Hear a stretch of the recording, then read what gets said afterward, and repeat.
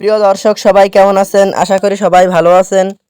বরাবরের মতো চলে আসলাম বর্তমান সময়ের জনপ্রিয় অভিনেতা ফারহান আহমেদ জোবান এবং জনপ্রিয় অভিনেত্রী তানজিম সাইরা তটিনী অভিনীত নতুন নাটকের আপডেট নিয়ে। নাটকটি কবে এবং কোন ইউটিউব চ্যানেলে দেখতে পারবেন সম্পূর্ণ বিস্তারিত জানাবো আজকের ভিডিওতে। তো চলুন ভিডিওতে একটি লাইক দিয়ে ভিডিওটি শুরু করা যাক।